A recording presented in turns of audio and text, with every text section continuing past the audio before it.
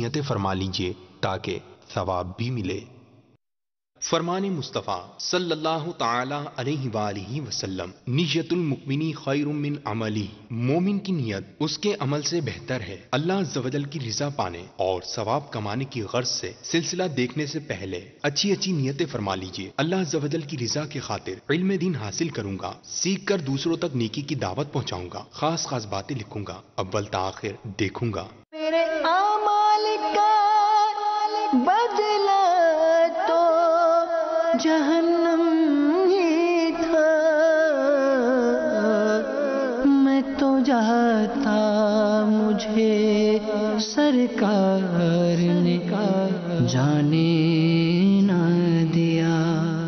الحمدللہ رب العالمین والصلاة والسلام علی سید المرسلین، اما بعد فاعوذ باللہ من الشیطان الرجیم، بسم اللہ الرحمن الرحیم۔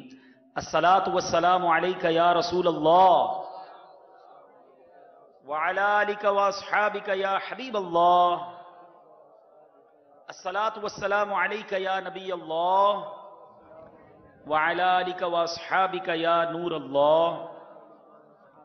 میرے پیارے اور محترم اسلامی بھائیوں اور مدنی چینل کے ناظرین، باب الاسلام سندھ کے شہر حیدرآباد میں، اس کے علاقے لطیف آباد میں ایک اسلامی بھائی کے گھر کی چھت پر سنت و بھرے اجتماع کا سلسلہ ہے۔ مختلف شعبوں سے تعلق رکھنے والے اسلامی بھائی، تاجر اسلامی بھائی، شوبز سے تعلق رکھنے والے اسلامی بھائی ہمارے اجتماع میں شامل ہیں۔ رب کریم سب کا آنا، جمع ہونا اپنی بارگاہ میں قبول فرمائے، اور آج کے دن جو ہم سنیں اسے یاد رکھنے، اس پر عمل کرنے، اسے دوسروں تک پہنچانے کی توفیق عطا فرمائے۔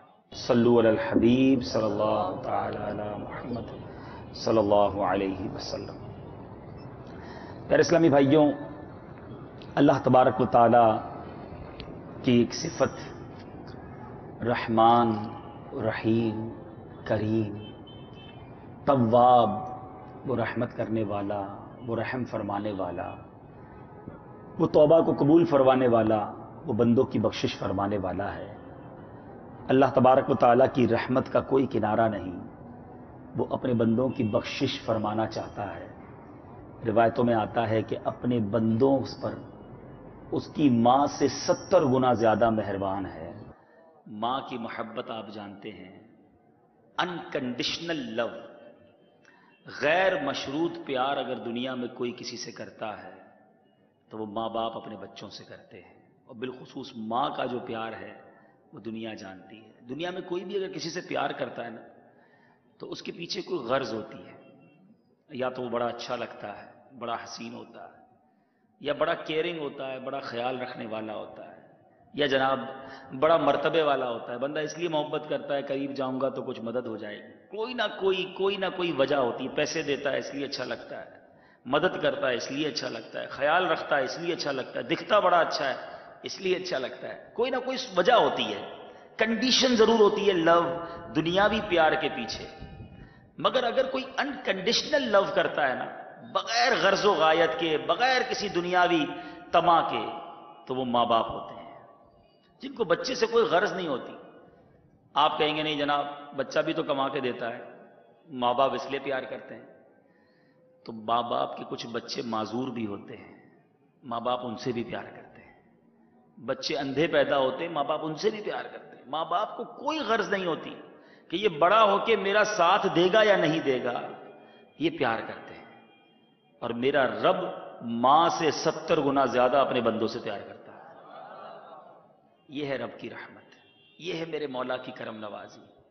رحمت دا دریا الہی ہر دم وگدا تیرا، رحمت دا دریا الہی ہر دم وگدا تیرا، جے ایک قطرہ بخشے میں کم بن جاوے میرا۔ میرے مولا کی کرم کے دروازے کھلے ہیں، میرے رب عطا فرمائے تو جس کو کہتے ہیں نا خزانے بھر کے عطا فرماتا ہے۔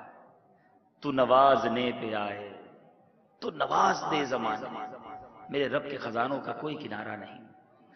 چاہے کتنا ہی کوئی گناہ گار کیوں نہ ہو، کتنا ہی کوئی بدکار کیوں نہ ہو، اس کی رحمت کو پکار کر تو دیکھے، اس کی بارگاہ میں سر جھکا کر تو دیکھے۔ اللہ عز و جل کے محبوب دانائے غیوب منزہ عن العیوب صلی اللہ تعالی علیہ وسلم کا فرمان عالی شان ہے تم سے پہلی امتوں میں سے ایک شخص نے 99 قتل کیے، 99 مرڈر کیے، اور پھر اس نے زمین والوں میں سے سب سے بڑے عالم کے متعلق پوچھا، اسے ایک بہت بڑے راہب، ایک عالم کا پتہ بتایا گیا۔ وہ شخص اس راہب کے پاس گیا اور اس سے کہا میں نے 99 قتل کیے ہیں، کیا میرے لیے توبہ کی کوئی گنجائش ہے؟ آج لوگ اگر گناہوں میں پڑ جائیں، کچھ بڑی خطائیں کر لیں، تو شیطان یہاں بھی مایوس کر دیتا ہے کہ اب تو اتنے گناہ کر چکا، تیری بخشش تو ہونی نہیں، اب لگا رہے گناہوں میں، اب توبہ کا کیا فائدہ؟ 99 بندوں کا قاتل ایک راہب کے پاس پہنچا، کہتا ہے میری توبہ کی گنجائش ہے۔ وہ راہب عبادت گزار تو تھا مگر علم نہ تھا، کہتا ہے تیری توبہ کی گنجائش تو نہیں۔ حدیث پاک کا خلاصہ پیش کر رہا ہوں۔ اب وہ بندہ کہتا ہے 99 قتل تو کر ہی چکا ہوں، چلو سینچری پوری کر لیتے ہیں۔ وہ اس راہب کو بھی قتل کر دیتا ہے، 100 قتل ہو گئے۔ اب کیا ہوا؟ اب جب 100 قتل کیے تو پھر خیال آیا کہ نہیں، کام تو غلط کیا ہے، توبہ تو کرنی چاہیے، چلتے ہیں کسی اور عالم دین کے پاس۔ ایک دوسرے عالم کے پاس پہنچا اور اس کے پاس جا کر کہا کہ میں نے 100 قتل کیے ہیں، کیا میری کوئی ہے گنجائش کہ میں بخشا جاؤں، میری توبہ قبول ہو جائے؟ وہ عالم کہتا ہے ہاں، تیرے اور توبہ کے درمیان کیا رکاوٹ ہے؟ فلاں علاقے کی طرف چلے جاؤ، وہاں کے لوگ اللہ عز و جل کی عبادت کر رہے ہیں، تم ان کے ساتھ عبادت کرنے لگ جاؤ، اپنے علاقے کی طرف واپس نہ جانا کیونکہ وہ بری جگہ ہے۔ اب اس شخص نے سوچا چلو اللہ والوں کے پاس چلتے ہیں، نیک لوگوں کے پاس چلتے ہیں۔ اب ان کے پاس چلنے لگا، اب راستے میں جا رہا تھا، ابھی پہنچا نہیں، راستے ہی میں اسے موت آ گئی۔ نہ توبہ کی ہے، نہ عبادتیں کی ہیں، نہ رو رو کر اللہ کو منایا ہے، ابھی تو چلا ہی ہے اور راستے میں موت آ گئی۔ اب عقل تو یہ کہتی ہے کہ ایسے گناہگار شخص کو تو جہنم میں ڈال دیا جائے، مگر بات یہاں عقل کی نہیں، بات یہاں رحمان کی رحمت کی بات ہو رہی ہے، کریم کے کرم کی بات ہو رہی ہے، عطا کرنے والے کے عطا کی بات ہو رہی ہے۔ دیکھو کرم اس کو کہتے ہیں کہ اب عذاب کے فرشتے آ گئے کہ اس 100 بندے کے قاتل کو ہم لے جائیں گے۔ حدیث پاک میں یہ الفاظ موجود ہیں کہ رحمت کے فرشتے اور عذاب کے فرشتوں میں اختلاف پیدا ہو گیا۔ رحمت کے فرشتے کہتے ہیں یہ شخص دل سے توبہ کرتے ہوئے اللہ کی طرف متوجہ تھا، اور عذاب کے فرشتوں نے کہا ابھی تو کوئی نیک عمل کیا ہی نہیں تھا، کوئی کاؤنٹ سٹارٹ ہی نہیں ہوا ہے، اس کو ہم لے جائیں گے، 100 بندوں کا قتل، اور ابھی تم کہتے ہو کہ دل میں نیت کی ہے، توبہ کی طرف چلا ہے، اور رحمت کے فرشتے کہتے ہیں ہم لے جائیں گے۔ اب ان کے پاس انسانی صورت میں ایک فرشتہ آیا، ان دونوں فرشتوں کے پاس ایک انسانی صورت میں فرشتہ آیا، اور اس نے اپنے درمیان ان لوگوں نے حکم بنا لیا، فیصلہ کرنے والا بنایا کہ تم فیصلہ کرو۔ عذاب کے فرشتے کہتے ہیں ہم لے جائیں، رحمت کے فرشتے کہتے ہیں ہم لے جائیں، چلو آپ فیصلہ کر دیں، ڈیسیشن لیں کون لے جائے۔ تو وہ جو فرشتہ تھا جو انسانی صورت میں آیا، اس نے کہا ایسا کرو، دونوں زمینوں کی پیمائش کرو، یہ جس زمین کے زیادہ قریب ہوگا اسی کے مطابق اس کا فیصلہ ہوگا۔ اب زمین کی پیمائش ہوئی، ناپا گیا اپنے گھر سے قریب ہے یا نیک لوگوں کے قریب ہے۔ اب میرے پیارے اسلامی بھائیوں، روایتوں میں آتا ہے کہ وہ نیک لوگوں کی بستی کے 1 بالشت زیادہ قریب تھا، فقط 1 بالشت کا فرق تھا، تو اس کو رحمت کے فرشتے اپنے ساتھ لے گئے۔ اور ایک اور روایت اس طرح ملتی ہے کہ اللہ تعالیٰ نے زمین کو حکم دیا، جو نیک لوگوں والوں کی طرف زمین تھی نا، کہ وہ سمٹ جائے تاکہ یہ بندہ نیک لوگوں کی طرف ہو جائے اور جنت میں چلا جائے۔ رحمت کے فرشتے اسے اپنے ساتھ لے گئے۔ یہ حدیث پاک میں میرے آقا نے واقعہ ارشاد فرمایا، یہ واقعہ پکار پکار کے کچھ پیغام دے رہا ہے، اس کی رحمت پکار رہی ہے کہ بندہ توبہ کر لے، وہ آ جائے اس کی طرف، وہ کر لے سچی توبہ۔ 100 بندوں کا قاتل ہے، ابھی نیکیاں نہیں کی، فقط توبہ کرنے چلا ہے، نیک بندوں کے قریب جا رہا ہے، نیک بندوں کے پاس ابھی پہنچا بھی نہیں، اللہ تعالیٰ کو اس کا چلنا اتنا پسند آیا کہ اس کے سارے گناہوں کو معاف فرما دیا۔ یہ ہے میرے رب کے خزانے، یہ ہیں اس کی عطائیں، اور یہاں یہ بھی حدیث پاک سے سیکھنے کو مل رہا ہے کہ نیک لوگوں کے ساتھ اٹھنا بیٹھنا چاہیے، ان کی محفلوں میں جانا چاہیے کہ وہاں جا کر دعا مانگے تو دعا قبول، توبہ کریں تو توبہ قبول، ان کے قریب بیٹھیں تو رحمتیں نازل ہوتی ہیں۔ اب سوچیں ہم کیا کرتے ہیں؟ بلکہ یہ جو نیک لوگوں کی محافل ہوتی ہے نا، احادیث میں بڑا پیارا مفہوم ملتا ہے۔ اللہ تعالیٰ کے کچھ فرشتے ہیں جو سیاحت کرتے رہتے ہیں، گھومتے رہتے ہیں، ان میں سے کچھ فرشتے ایسے ہیں جو ذکر کی محفلوں کو تلاش کرتے ہیں۔ جب دیکھتے ہیں کہیں ذکر ہو رہا ہے، اللہ اور اس کے حبیب کا ذکر ہو رہا ہے، نیکی کی باتیں ہو رہی ہیں، فرشتے اس پوری محفل کو گھیر لیتے ہیں، پھر اللہ کی بارگاہ میں جاتے ہیں۔ اللہ تعالیٰ سب جانتا ہے، پھر بھی پوچھتا ہے میرے فرشتوں کہاں سے آ رہے ہو؟ کہتے ہیں اللہ ایک تیرے بندوں کی محفل ہو رہی، اجتماع ہو رہا، وہاں سے آ رہے ہیں۔ کیا دیکھا؟ کس کا ذکر کر رہے ہیں؟ بولا اللہ تیری تسبیح کرتے تھے، تیرے بندے تیرا نام لے رہے تھے۔ ارشاد ہوتا ہے کیا انہوں نے مجھے دیکھا ہے؟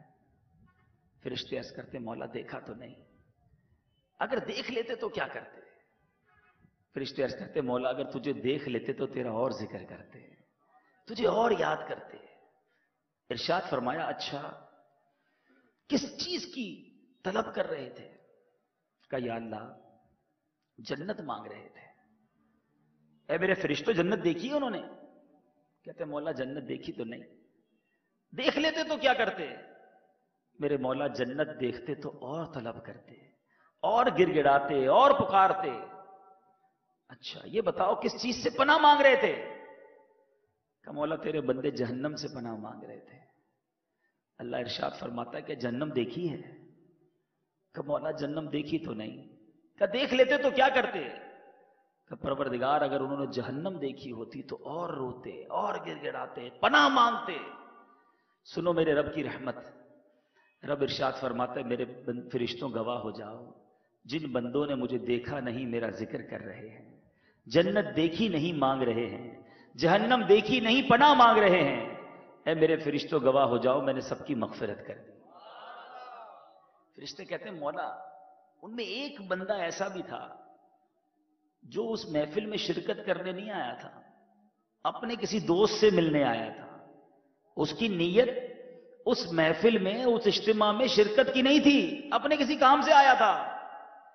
اللہ پاک ارشاد فرماتا ہے کہ نیک لوگوں کے ساتھ بیٹھا ہے نا، ان کا کوئی ہم نشین بدبخت نہیں ہوتا، اس کی بھی بخشش فرما دو۔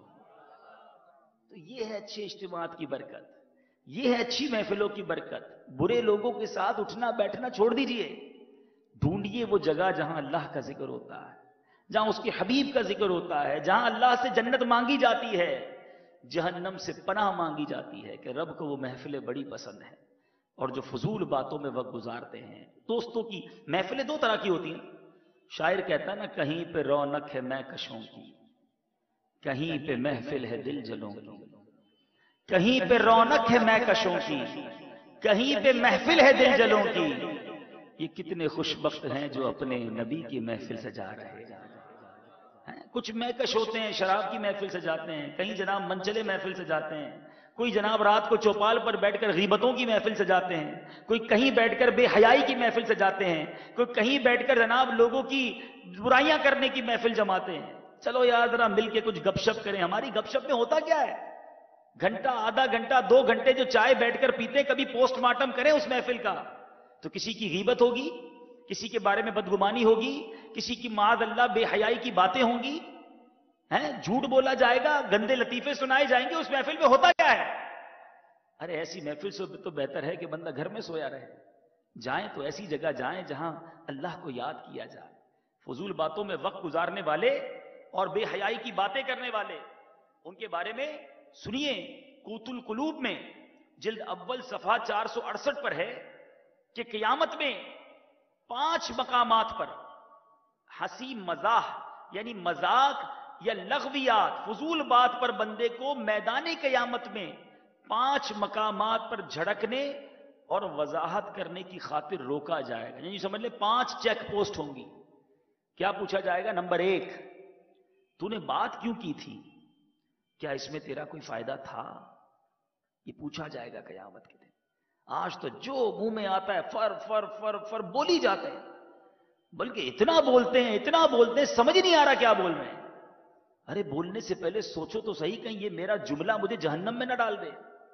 ہاں روایتوں میں یہ مفہوم ملتا ہے کہ بندہ کبھی ایسا جملہ کہہ دیتا ہے جو اللہ کی ناراضی کا سبب بن جاتا ہے، اسے پتہ بھی نہیں چلتا اور وہ جہنم کی گہرائی میں جا گرتا ہے. اب کسی کے منہ سے کفریہ کلمہ ہی نکل جائے، اس کو کیا پتا، بولنے کی اتنی عادت ہے، پتہ ہی نہیں کیا بول رہا ہوں. پہلا سوال کیا ہوگا؟ تو نے بات کیوں کی تھی؟ کیا اس میں تیرا کوئی فائدہ تھا؟ نمبر 2 سوال پوچھا جائے گا تو نے جو بات کی تھی کیا اس سے تجھے کوئی نفع حاصل ہوا؟ نمبر 3 اگر تو وہ بات نہ کرتا تو کیا تجھے کوئی نقصان اٹھانا پڑتا؟ کیوں خامخواہ بات کی؟ نمبر 4 تو خاموش کیوں نہ رہا تاکہ انجام سے محفوظ رہتا؟ اور نمبر 5 تو نے اس کی جگہ سبحان اللہ والحمد للہ کہہ کر اجر و ثواب کیوں حاصل نہ کیا؟ میں اتنی باتیں کروں کچھ نہ ملے اور ایک بار سبحان اللہ کہوں جنت میں درخت لگا دیا جائے، ایک بار الحمدللہ کہوں جنت میں درخت لگا دیا جائے، ایک بار درود پاک پڑھوں 10 گناہ معاف کر دیے جائیں، 10 نیکیاں لکھ دی جائیں، 10 درجات بلند کر دیے جائیں، تو کیوں فضول بات کی جائے؟ کیوں گناہوں کے اڈوں کی طرف جایا جائے؟ کیوں بے حیائی کی باتیں کی جائیں؟ اس زندگی کو غنیمت جانیے میرے پیارے اسلامی بھائیوں، اور خوب خوب نیکیاں کر لیجئے.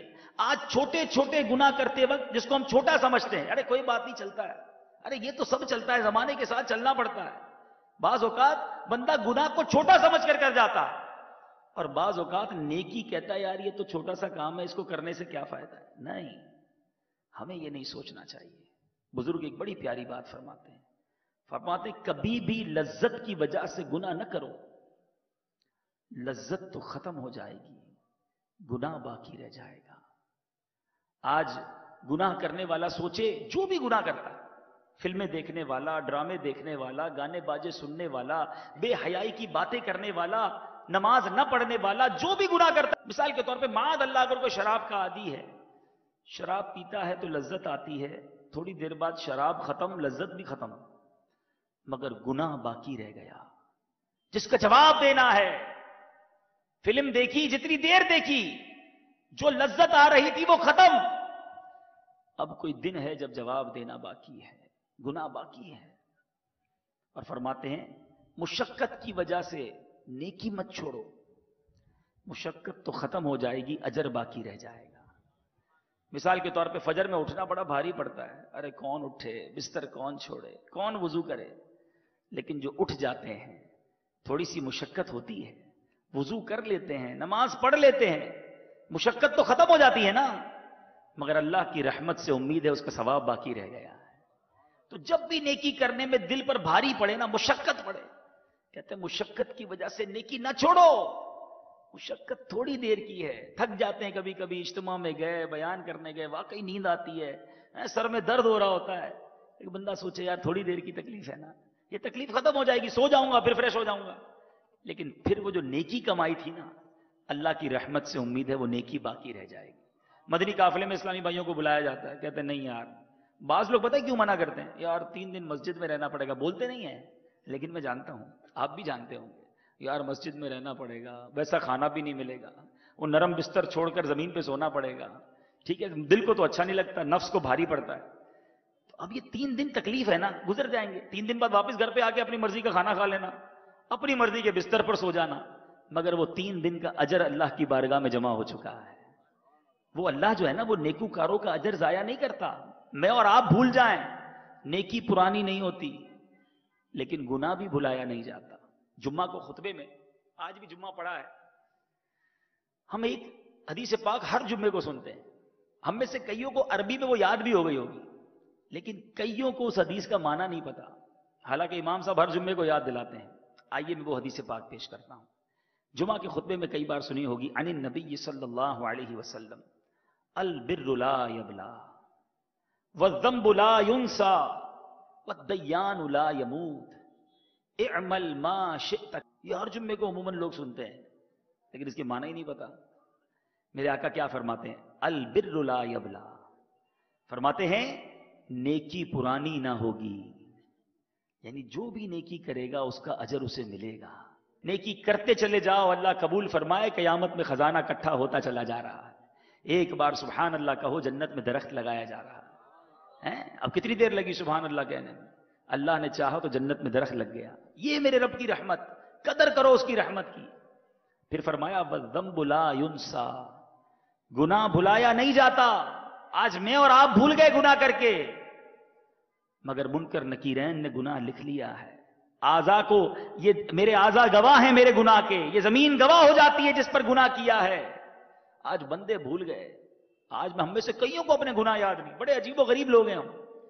سیدنا حسن بصری رحمت اللہ تعالی علیہ کے بارے میں آتا ہے، بچپن میں ایک غلطی ہو گئی تھی، جب بھی نیا لباس سلاتے اس کے کالر پر وہ غلطی لکھواتے تھے تاکہ اسے دیکھ کر روتے، اپنے گناہ کو یاد کرتے۔ آج ہم نے اتنے گناہ کیے کہ گناہ بھی یاد نہیں، مگر کسی کے پاس تھوڑی دیر بیٹھو تو اتنی ساری نیکیاں گنوائے گا۔ 15 سال پرانی نیکی آپ سے پوچھوں سب کو یاد ہوگی۔ ہاں میں 2001 میں حج پہ گیا تھا، 2003 میں الحمدللہ عمرے پر بھی گیا، 2007 میں ہم نے مسجد بھی بنائی تھی، 2008 میں 30 دن کے قافلے میں بھی گیا تھا اگر گیا ہوگا تو آج کسی کے پاس 15-20 منٹ بیٹھے نا تو 15 سال کی نیکیاں گنوا دیتے ہیں۔ وہ غریب کی شادی بھی کی تھی ہم نے، الحمدللہ یہ بھی کام کیا تھا۔ اب ان سے ذرا پوچھیں کہ بھائی آپ نے 15 سال پرانی نیکی ہمیں یاد دلا دی آج، کل جھوٹ بولا تھا یاد ہے؟ کل رات کو آپ نے بدگمانی کی تھی وہ یاد ہے؟ آج صبح کسی کی غیبت کی ہے وہ یاد ہے؟ وہ یاد نہیں ہے، پتہ ہی نہیں ہے۔ یعنی گناہ کر کر کے بھولی جا رہے ہیں، نیکیاں کر کے ساری یاد رکھی اور سب کو گنوانی بھی ہیں۔ اے میرے پیارے اسلامی بھائیوں، ہمارا گناہ ہم بھول گئے ہیں۔ وَالذَّنبُ لَا يُنسَى، اللہ کی بارگاہ میں وہ موجود ہے۔ اب رب معاف فرما دے تو الگ بات ہے، میں معافی تو مانگوں نا۔ پھر کیا فرمایا؟ اعمل ما شئت، کر لے جو کرنا ہے، کما تدین تدان، جیسی کرے گا ویسی بھرے گا۔ آج میرے پیارے اسلامی بھائیوں، گناہ کرتے وقت بعض اوقات انسان اتنا دلیر ہو جاتا ہے کہ سوچتا ہے کوئی نہیں دیکھ رہا، کون میرا بگاڑ لے گا، میں جو کروں میری لائف ہے۔ آج کوئی نہیں پوچھ رہا، اس کا مطلب یہ نہیں کہ کل جواب نہیں دینا۔ اعمل ما شئت کما تدین تدان، کر لے جو کرنا ہے، بعد میں جیسی کرے گا ویسی بھرے گا، جواب دینا پڑے گا۔ کر لے جو کرنا ہے، آخر موت ہے، ایک دن مرنا ہے، آخر موت ہے۔ زندگی بے حد مختصر ہے، میرے رب کی رحمت کے دروازے کھلے ہیں، توبہ کا دروازہ کھلا ہے۔ سنیے سنیے، خاتم المرسلین رحمت للعالمین صلی اللہ تعالی علیہ وسلم فرماتے ہیں، بے شک اللہ عز و جل رات کے وقت اپنا دستے قدرت پھیلائے رکھتا ہے تاکہ دن کو گناہ کرنے والا توبہ کر لے، اور دن کے وقت اپنا دستے قدرت پھیلائے رکھتا ہے تاکہ رات کو گناہ کرنے والا توبہ کر لے۔ اور یہ کب تک رہے گا؟ یہاں تک کہ سورج مغرب سے طلوع ہو، یعنی قیامت سے پہلے تک یہ معاملہ روز جاری ہے۔ گویا رب کی رحمت کے دروازے کھلے ہیں کہ میرا بندہ توبہ کر لے۔ سنیے، نبی پاک صلی اللہ تعالی علیہ وسلم کا ارشاد ہے، مغرب کی جانب ایک دروازہ ہے جس کی چوڑائی 40 یا 70 سال کی مسافت ہے۔ دروازہ کتنا چوڑا ہے کہ 40 سال یا 70 سال تک گھوڑا دوڑتا رہے، جتنا ڈسٹنس طے کرے گا اتنا چوڑا وہ دروازہ ہے۔ میرے آقا فرماتے ہیں کہ یہ اس دن سے توبہ کے لیے وہ دروازہ رب نے کھول رکھا ہے جس دن سے زمین و آسمان کو پیدا فرمایا ہے۔ کھلا ہے وہ دروازہ، اور کیا فرمایا؟ وہ اسے بند نہیں فرمائے گا یہاں تک کہ اس طرف سے سورج طلوع ہو۔ قیامت سے پہلے کچھ عرصہ پہلے یہ سورج مشرق سے طلوع ہوتا ہے، مغرب میں غروب ہوتا ہے نا، قیامت سے پہلے مغرب سے طلوع ہوگا۔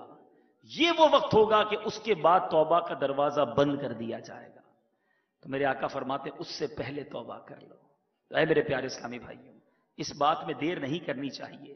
توبہ کے اندر ہمیں بالکل بھی میرے پیارے اسلامی بھائیوں ڈیلے نہیں کرنا چاہیے۔ بعض لوگ بندے کہتے ہیں نہیں یار بعد میں کر لوں گا، زندگی کا بھروسہ نہیں۔ اللہ کی رحمت تو دیکھو، میرے آقا مدینے والے مصطفیٰ صلی اللہ تعالی وسلم فرماتے ہیں، ایک بندے نے گناہ کیا، دنیا میں کسی کو ایک بار تنگ کرو نا، ایک بار نہ مانو، بندہ کہتا ہے اس سے معافی مانگو، کہتا ہے چلو آئندہ مت کرنا۔ دوبارہ معافی مانگو غلطی کر کے، کہتا دیکھو دوبارہ معافی دے رہا ہوں اب نہ کرنا۔ تیسری بار اسے ناراض کرو اور پھر مانگو تو کہتا ہے اب معاف نہیں کروں گا، بار بار لگا رکھا ہے، جب دیکھو میری بات نہیں مانتا۔ میرے رب کی کرم نوازی دیکھو، میرے آقا فرماتے ہیں ایک بندے نے گناہ کیا، پھر عرض گزار ہوا، اے میرے پروردگار میں گناہ کر بیٹھا ہوں، مجھے بخش دے، مجھے معاف کر دے۔ تو اس کے رب عز و جل نے ارشاد فرمایا، میرا بندہ جانتا ہے کہ اس کا ایک پروردگار ہے جو گناہوں کو معاف کرتا ہے اور ان پر مواخذہ بھی فرماتا ہے، لہذا میں نے اپنے بندے کو بخش دیا۔ آقا فرماتے پھر جب اللہ عز و جل جب تک چاہتا ہے وہ گناہوں سے رکا رہتا ہے، دوبارہ گناہ کر لیتا ہے، پھر عرض کرتا ہے میرے رب میں دوبارہ گناہ کر بیٹھا، مجھے بخش دے۔ اللہ عز و جل ارشاد فرماتا ہے میرا بندہ جانتا ہے کہ اس کا کوئی پروردگار ہے جو گناہوں کو بخشتا اور ان پر مواخذہ بھی فرماتا ہے، لہذا میں نے اپنے بندے کو بخش دیا۔ بندہ جتنی دیر اللہ چاہتا ہے پھر رکتا ہے، پھر گناہ کر لیتا، پھر عرض کرتا ہے میرے رب میں پھر گناہ کر بیٹھا، مجھے پھر بخش دے۔ تو اللہ عز و جل ارشاد فرماتا ہے میرا بندہ جانتا ہے کہ اس کا ایک پروردگار ہے جو گناہوں کو معاف فرماتا اور ان پر پکڑ بھی فرماتا ہے، لہٰذا میں نے اپنے بندے کو بخش دیا، پس جو چاہے کرے۔ یہ ہے رب کی رحمت، مانگی جاؤ، گناہ ہو جائے پھر توبہ کرو، گناہ اگر عادت بن جائے تو توبہ کو دستور بنا لو۔ رب کی رحمت سے مایوس نہیں ہونا چاہیے۔ اے میرے پیارے اور محترم اسلامی بھائیوں، بہت ساری احادیث، بہت ساری روایتیں ہمیں اس بات پر انکریج کرتی ہیں، ہماری حوصلہ افزائی کرتی ہیں کہ چاہے کتنے گناہ کیوں نہ ہو، اپنے رب کے دربار میں سر کو جھکا لینا چاہیے اور سچے دل سے توبہ کرنی چاہیے۔ نبی پاک صلی اللہ تعالی علیہ وسلم کی احادیث سے بھی ہمیں بہت سارے ایسے واقعات ملتے ہیں کہ جس میں یہ پتہ چلتا ہے کہ اللہ تعالیٰ کس طرح گناہ گاروں کی توبہ کو قبول فرماتا ہے۔ میرے نوجوان یہاں موجود ہیں، جب کوئی نوجوان توبہ کرتا ہے نا گناہ کر کے اپنے رب کے حضور، تو دیکھو اس کے لیے کیا ہوتا ہے۔ منقول ہے کہ جب کوئی نوجوان اپنے مالک کی بارگاہ میں توبہ کرتا ہے تو فرشتے ایک دوسرے کو خوشخبریاں دیتے ہیں۔ دیگر فرشتے پوچھتے ہیں کیا ہوا، تو ان کو کہا جاتا ہے کہ ایک نوجوان نے خواب غفلت سے بیدار ہو کر اپنے پروردگار کی بارگاہ میں توبہ کر لی ہے۔ پھر ایک اعلان کرنے والا اعلان کرتا ہے اس نوجوان کی توبہ کے استقبال میں جنتوں کو سجا دو۔ منقول ہے کہ جب کوئی نوجوان گناہوں کی وجہ سے روتا ہے اور اپنے مالک و محبوب حقیقی کی بارگاہ میں خطاؤں کا اعتراف کرتے ہوئے کہتا ہے یا اللہ میں نے برائی کی، تو اللہ عز و جل ارشاد فرماتا ہے میں نے پردہ پوشی کی۔ بندہ عرض کرتا ہے میں نادم ہوں، جواب ملتا ہے میں جانتا ہوں۔ پھر عرض کرتا ہے میں توبہ کرتا ہوں، جواب آتا ہے میں قبول کرتا ہوں۔ اے نوجوان، جب تو توبہ کر کے توڑ ڈالے تو ہماری طرف رجوع کرنے سے حیا نہ کرنا، جب دوسری مرتبہ توبہ توڑ دے تو تیسری مرتبہ ہمارے بارگاہ میں حاضر ہونے سے شرمندگی تجھے نہ روکے، جب تیسری مرتبہ بھی توڑ دے تو چوتھی مرتبہ میری بارگاہ میں لوٹ آنا، کیونکہ میں ایسا جواد ہوں جو بخل نہیں کرتا، ایسا حلیم ہوں جو جلد بازی نہیں کرتا، میں ہی نافرمانوں کی پردہ پوشی کرتا اور توبہ کرنے والوں کی توبہ قبول کرتا ہوں، میں خطائیں معاف کرتا اور ندامت کرنے والوں پر سب سے زیادہ رحم کرتا ہوں، کیونکہ میں سب سے بڑھ کر رحم کرنے والا ہوں۔ کون ہے جو ہمارے دروازے پر آیا اور ہم نے اسے خالی واپس لوٹا دیا؟ کون ہے جس نے ہماری جناب میں التجا کی اور ہم نے اسے دھتکار دیا؟ کون ہے جس نے ہم سے توبہ کی اور ہم نے قبول نہ کی؟ کون ہے جس نے ہم سے مانگا اور ہم نے عطا نہ کیا؟ کون ہے جس نے گناہوں سے معافی چاہی اور ہم نے اسے دھتکار دیا؟ کیونکہ میں سب سے بڑھ کر خطاؤں کو بخشنے والا، سب سے بڑھ کر عیبوں کی پردہ پوشی کرنے والا، سب سے بڑھ کر مصیبت زدوں کی مدد کرنے والا، گریہ وزاری کرنے والے پر سب سے زیادہ مہربان اور سب سے زیادہ غیبوں کی خبر رکھنے والا ہوں۔ اے میرے بندے، میرے در پر کھڑا ہو جا، میں تیرا نام اپنے دوستوں میں لکھ دوں گا، وقت سحر میرے کلام سے لطف اندوز ہو، میں تجھے اپنے طلبگاروں میں شامل کر دوں گا، میری بارگاہ میں حاضری سے لذت حاصل کر، میں تجھے پاکیزہ شراب پلاؤں گا۔ غیروں کو چھوڑ دے، فقر کو لازم پکڑ لے، سحری کے وقت عاجزی اور انکساری کی زبان کے ساتھ مناجات کر۔ اے میرے پیارے اور محترم اسلامی بھائیوں، پتا چلا کہ اللہ کی رحمت تو پکار رہی ہے، اب یہ بندہ ہے کہ اپنے رب عز و جل کی بارگاہ کی طرف سر نہیں جھکاتا۔ ارے وہ کریم تو بخشنا چاہتا ہے، مگر یہ بندہ ہے اس کی نافرمانی کرتا ہے۔ میرے آقا مدینے والے مصطفیٰ صلی اللہ تعالی علیہ وسلم کا فرمان عالی شان ہے. اللہ عز و جل ارشاد فرماتا ہے اے ابن آدم تو میری بارگاہ میں کھڑا ہو, میری رحمت تیری طرف چل کر آئے گی. تو میری طرف چل کر آ, میری رحمت تیری طرف دوڑ کر آئے گی. سوچئے میرے پیارے اسلامی بھائیوں, آج ہم کتنا دور بھاگتے ہیں.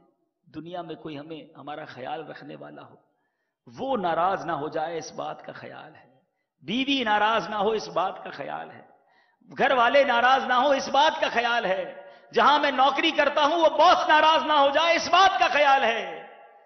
اس بات کا خیال کیوں نہیں کہ رب ناراض نہ ہو جائے. اگر میرا رب ہی مجھ سے ناراض ہو گیا تو میرا کیا بنے گا. وہ تو معاف کرنا چاہتا ہے. بندہ مرنے کے بعد کہے گا کہ مولا ایک موقع دے دے, میں توبہ کر لوں, تجھے راضی کر لوں. پھر موقع نہیں ملنا. آج موقع ہے نا, کر لو, سچی توبہ کر لو, اپنے رب کے حضور سر کو جھکا لیں. ہم میں سے جو غلطیاں کرتا ہے وہ سب جانتا ہے. توبہ کر کے پچھلے گناہوں سے معافی مانگے اور آئندہ گناہ نہ کرنے کا عہد کرے. نبی پاک علیہ الصلوۃ والسلام, ایک شخص نے عرض کی پیارے آقا کی بارگاہ میں لوگوں میں سب سے اچھا کون ہے؟ تو میرے آقا علیہ الصلوۃ والسلام نے فرمایا جس کی عمر زیادہ اور عمل اچھا ہو. پھر عرض کیا یا رسول اللہ لوگوں میں سب سے برا کون ہے؟ ارشاد فرمایا جس کی عمر لمبی اور عمل برا ہو. تو اللہ تعالیٰ سے لمبی عمر نیکیوں بھری مانگنی چاہیے کہ اللہ ہمیں عمر بھی طویل دے, صحت والی دے اور نیکیوں والی عمر دے. نبی پاک علیہ الصلوۃ والسلام نے کیا ارشاد فرمایا؟ فرمایا موت کی خواہش نہ کیا کرو. کچھ لوگ بڑی باتیں کرتے ہیں, جلدی مر جاؤں. فرماتے ہیں موت کی خواہش نہ کیا کرو کہ موت کے بعد کا خوف شدید ہے, اور یہ بندے کے لیے سعادت ہے کہ اس کی عمر لمبی ہو اور اللہ عز و جل اسے توبہ کی توفیق عطا فرما دے. تو اللہ تعالی ہمیں طویل نیکیوں والی عمر عطا فرمائے, اس میں توبہ بھی نصیب فرمائے. اب جس کی عمر لمبی اور عادت بھی گناہوں بھری ہو تو اس کا نامہ اعمال گناہوں بھرا ہو گیا نا. تو اللہ پاک ہمیں نیکیوں بھری, سنتوں بھری, عافیت بھری لمبی عمر عطا فرمائے تاکہ خوب دین کا کام کریں. نیت یہ اچھی ہونی چاہیے. تو اے بہرحال میرے پیارے اور محترم اسلامی بھائیو, چند باتیں آج کے مختصر سے بیان میں اس نیت کے ساتھ عرض کی کہ اسلامی بھائی سچی توبہ کریں, گناہوں سے معافی مانگیں. وہ رب کریم کیسا ہی گناہگار کیوں نہ ہو, اللہ کا خوف دل میں ہو, گناہ چھوڑنے کی عادت ڈالیں. گناہ کرتے وقت یہ خیال آ جائے کہ رب دیکھ رہا ہے. بعض اوقات کچھ لوگ یہ کہتے ہیں جناب کیا کریں, گناہ چھپتے نہیں, چاہتے بھی ہیں تو بس پتہ نہیں کیا کریں, عادتیں پڑ گئی ہیں. ایک بار سیدنا ابراہیم بن ادم رحمۃ اللہ تعالی علیہ کی بارگاہ میں بھی ایک شخص آیا اور اس نے آپ سے کہا کہ میرے گناہ چھٹتے نہیں, کوئی طریقہ بتا دیں. آپ نے 6 مشورے دیے اس کو. آئیے میں بھی آپ کو مشورے بتاتا ہوں, بڑے پیارے مشورے, غور سے سنیں گے تو انشاءاللہ ہمیں بھی گناہ چھوڑنا آسان ہو جائے گا. آپ کی بارگاہ میں جو شخص آیا, آپ نے اس سے کہا گناہ کرنا ہے, ایسا کرو گناہ کرو, دل چاہے نا گناہ کا, نافرمانی کرنی ہے, اللہ کا رزق کھانا چھوڑ دو. وہ کہتا ہے یہ کیسے پاسبل ہے, میں جو کھاتا ہوں اللہ کا دیا ہوا ہے, ساری دنیا اس کی ہے, یہ تو ممکن نہیں. تو پھر فرمایا کتنی بری بات ہے, جس کا کھاتے ہو اسی کی نافرمانی کرتے ہو. پھر فرمایا اچھا ایسا کرو, گناہ کرنا ہے, برائی کا جی چاہتا ہے, ایسا کرو اللہ کی زمین, اللہ کی جب ملک ہے نا اسے باہر نکل جاؤ. وہ کہتا ہے یہ کیسے ممکن ہے, ایسٹ ویسٹ نارتھ ساؤتھ جدھر جاؤں رب کی حکومت ہے, رب کی زمین ہے, میں اس کے ملک سے باہر کیسے جاؤں. فرمایا کتنی بری بات ہے, جس کے ملک میں رہتے ہو اسی کی نافرمانی کرتے ہو. سچ بتائیں ہم بھی کسی کا کھاتے ہوں, گھر جائیں کسی کے جو نوکری میں پیسے دیتا ہے, جو ہمیں گھر پہ بلا کے کھانا کھلائے, بندہ کہتا ہے یہ تو مجھے کھلاتا ہے یار, اس کی بات تو ماننی چاہیے. ہمیں کوئی اپنا گھر رہنے کو دے, میرے گھر میں رہو, اب اس کے گھر میں جا کر تو برا نہیں کرتے نا, اس کی بات کی نافرمانی تو نہیں کرتے, یار اس کے گھر میں رہ رہا ہوں پھر بھی اس کی بات نہ مانوں. کبھی یہ سوچا کھاتا کس کا ہوں, رزق بھی تو اللہ دے رہا ہے, یہ زمین بھی تو اسی کی ہے, اسی نے تو مجھے زمین میں رکھا ہے. فرمایا اچھا چلو گناہ کرنا ہے, نافرمانی کرنی ہے, ایسی جگہ جا کر گناہ کرو جہاں تمہیں اللہ نہ دیکھ سکے. کہتا ہے یہ کیسے پاسبل ہے, میں جدھر بھی چلا جاؤں وہ سمیع و بصیر ہے, وہ مجھے دیکھ رہا ہے. تو فرمایا کتنی بری بات ہے, تمہیں اللہ دیکھ رہا ہے پھر بھی تم گناہ کرتے ہو, پھر بھی اس کی نافرمانی کرتے ہو. کہا اچھا چلو گناہ کرنا ہے, بے حیائی کرنی ہے, برے کام کرنے ہیں, جو چاہے کر لو, لیکن جب موت کا وقت آئے نا تو جو ملک الموت آئے ان کو کہنا رک جاؤ، پہلے میں توبہ کروں گا پھر میری روح قبض کرنا. وہ کہتا ہے یہ اتھارٹی میرے پاس نہیں. جو موت کا وقت ہے وہ متعین ہے، فکسڈ ہے. میں ملک الموت کو روک نہیں سکوں گا. وہ جب آئیں گے مجھے لے جائیں گے. کتنی عجیب بات ہے، تمہیں پتہ بھی نہیں کب مرو گے، توبہ کا وقت بھی نہیں ملے گا، پھر گناہ کیوں کرتے ہو؟ کہا اچھا چلو گناہ کرنے ہیں، مزے کرنے ہیں، عیاشیاں کرنی ہیں، کر لو. جب قبر میں جاؤ منکر نکیر آئیں سوال جواب کرنے تو ان کو قبر سے باہر نکال دینا. کہا باہر جاؤ میں جواب نہیں دیتا. کہتا میں یہ کیسے کر سکوں گا؟ وہ آئیں گے، وہ جھڑکیں گے، وہ خوفناک چہروں کے ساتھ آئیں گے اور جھڑک کر سوال کریں گے، مجھے جواب دینا پڑے گا. تو کہا جب ان کو قبر سے باہر نکال نہیں سکتے، ان کے جوابات کو ڈینائی کر نہیں سکتے، جواب دینا پڑے گا، تو پھر گناہ کیوں کرتے ہو؟ سوال کا جواب تو نہیں بن پڑے گا نا. کہا اچھا ایسا کرو، زندگی اپنی مرضی سے گزارنی ہے، انجوائے کرنے، گناہ کرنے، کرو. قیامت کے دن جب جہنم میں لے جانے کا حکم دیا جائے نا تو فرشتوں کو منع کر دینا کہ میں نہیں جاتا جہنم میں. وہ کہتا ہے یہ کیسے ممکن ہے، مجھے تو گھسیٹ کر جہنم میں لے جائیں گے، میرے پاس اس دن کوئی پاور نہ ہوگا. اب اس کو سمرائز کیا آپ نے، اب اس کو کمپائل کیا، پوری بات اس کو سمجھائی کہ ذرا غور سے سنو کہ تم اللہ کا کھانا چھوڑ نہیں سکتے، اللہ کی زمین سے باہر نکل نہیں سکتے، حضرت اسرائیل کو، ملک الموت کو ٹال نہیں سکتے، منکر نکیر کے سوالات کے جواب کو تم منع نہیں کر سکتے، جہنم میں جانے کا حکم دیا جائے تو فرشتوں کو روک نہیں سکتے. جب یہ سب کچھ نہیں کر سکتے تو ایک کام کر لو کہ گناہ کرنا چھوڑ دو. وہ شخص زاروں کی طرح رونے لگا اور اس نے سارے گناہوں سے توبہ کر لی. اے کاش یہ باتیں ہمارے دل میں نقش کر جائیں. ایک اور شخص کے بارے میں آتا ہے بغداد معلّہ میں، وہ ایک عورت کو پکڑے اور اس عورت کو برے کام کے لیے اس نے پکڑا تھا، ہاتھ میں چھری تھی، لوگ تماشا دیکھ رہے تھے لیکن ہمت کسی کی نہیں ہو رہی تھی کہ اس عورت کو چھڑوائیں. زمانے کے ایک ولی غالباً حضرت بشر حافی رحمۃ اللہ تعالی علیہ وہاں پہنچے اور اس شخص کے کان میں کچھ کہا. وہ شخص تھر تھر کانپنے لگا، چھری ہاتھ سے گر گئی اور بے ہوش ہو گیا. تھوڑی دیر کے بعد جب اسے ہوش آیا تو لوگوں نے کہا کہ کیا معاملہ ہے؟ اس نے کہا مجھے یہ تو نہیں پتا، کوئی شخص میرے قریب آیا اور میرے کان میں یہ کہہ گیا کہ جو تو کچھ کر رہا ہے اللہ دیکھ رہا ہے. بس یہ سننا تھا کہ میرے دل پر کپ کپی طاری ہو گئی. تو لوگوں نے بتایا کہ وہ زمانے کے ولی حضرت بشر حافی تھے. وہ اور رونے لگا کہ اللہ کے ولی نے بھی مجھے برا کام کرتے دیکھ لیا، اور پھر اس پر اتنا خوف طاری ہوا کہ وہ کچھ دنوں میں انتقال کر گیا. اے میرے پیارے اسلامی بھائی، خدا را آج نیت کیجئے کہ آج کے بعد رب کی نافرمانی نہیں کریں گے. سچی نیت کریں، آج کے بعد ہماری کوئی نماز قضا نہیں ہوگی. ایسے نہیں، ایسے نعرہ لگائیں کہ شیطان بھاگ جائے. آج کے بعد ہماری کوئی نماز قضا نہیں ہوگی، فلمیں ڈرامے نہیں دیکھیں گے، گانے باجے نہیں سنیں گے، اللہ کی نافرمانی والے کام نہیں کریں گے. اور شروع میں نے بتایا تھا کہ نیک لوگوں کی محفل کا کتنا فائدہ ہے. اجتماع میں آیا کریں، دعوت اسلامی کے اجتماعات میں شرکت، مدنی قافلوں میں سفر کریں. اللہ تعالیٰ سے دعا ہے مالک کریم ہم سب کو مدنی کاموں میں شامل ہونے کی توفیق عطا فرمائے اور اپنے گناہوں سے سچی توبہ نصیب فرمائے. اعمال کا بدلہ تو جہنم ہی تھا، میں تو جاتا مجھے سرکار نے جانے نہ دیا. اللہ اکبر اللہ اکبر لا الہ الا اللہ. فضا میں لبیک کی صدائیں ظفر شتا عرش گونجتی ہیں، ہر ایک قربان ہو رہا ہے زباں پہ یہ کس کا نام آیا. حج دین اسلام کے ارکان میں سے ایک اہم رکن ہے. اللہ عز و جل اور اس کے محبوب صلی اللہ علیہ وسلم کے فرمان پر لبیک کہتے ہوئے ہر سال لاکھوں مسلمان فریضہ حج کی ادائیگی کے لیے مکہ مکرمہ حاضری دیتے ہیں، اور ساتھ ہی ساتھ سرکار دو عالم صلی اللہ علیہ وسلم کی شفاعت حاصل کرنے کے لیے مدینہ منورہ حاضر ہوتے ہیں. دیگر تمام عبادات کی طرح فریضہ حج کی ادائیگی اور قبولیت کے لیے ضروری ہے کہ اس فریضے کے تمام مناسک کو بہتر طور پر ادا کیا جائے. مدنی چینل پیش کر رہا ہے سلسلہ احکام حج. اس سلسلے میں آپ دیکھیں گے قرآن و حدیث کی روشنی میں حج کے ضروری احکام، حج کی اقسام، حج کے فرائض، واجبات احرام، وقوف عرفہ، طواف زیارت، رمی، قربانی۔ اس کے علاوہ ہر مناسک کی ادائیگی کے ظاہری اور باطنی آداب۔ اس سلسلے میں آپ جانیں گے اللہ والوں کے انداز حج سے متعلق بہت سارے واقعات، حکایتیں، تاریخ مکہ، تاریخ مدینہ، فضائل حرمین شریفین اور بہت کچھ۔ صلو علی الحبیب صلی اللہ تعالی علی محمد۔ مجھے اپنی اور ساری دنیا کے لوگوں کی اصلاح کی کوشش کرنی ہے انشاءاللہ عز و جل۔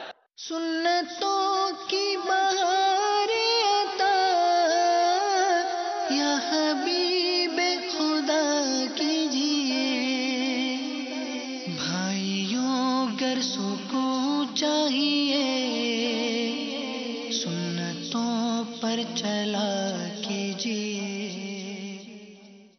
سنتوں کی بہار عطا یا حبیب خدا کیجیے، سنتوں کی بہار عطا یا حبیب خدا کیجیے، سنتوں کی بہار عطا یا حبیب خدا کیجیے، سنتوں کی بہار عطا یا حبیب خدا کیجیے۔ حامد بھائی جی، یہ آپ نے سر پر کیا باندھا ہوا ہے؟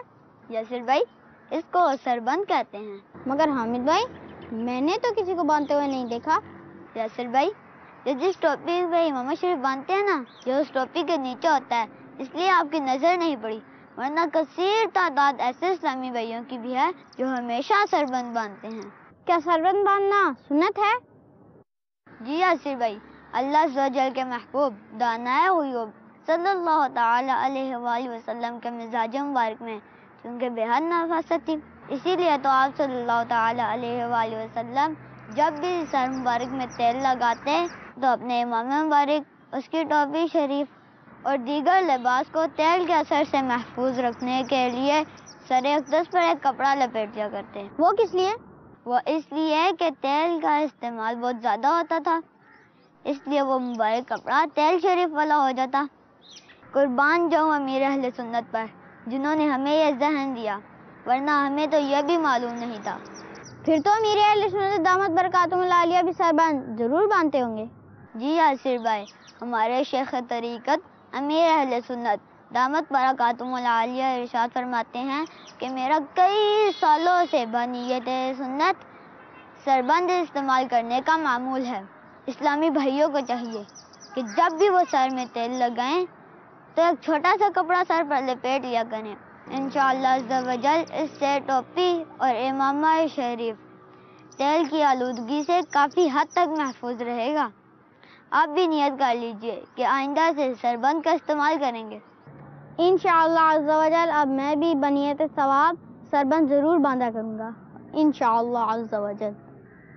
بھائیوں گر سکون چاہیے سنتوں پر چلا کیجیے، بھائیوں گر سکون چاہیے سنتوں پر چلا کیجیے،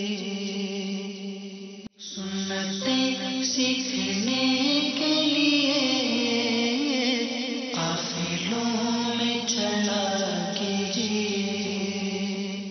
سنتیں سیکھنے کے لیے قافلوں میں چلا کیجیے۔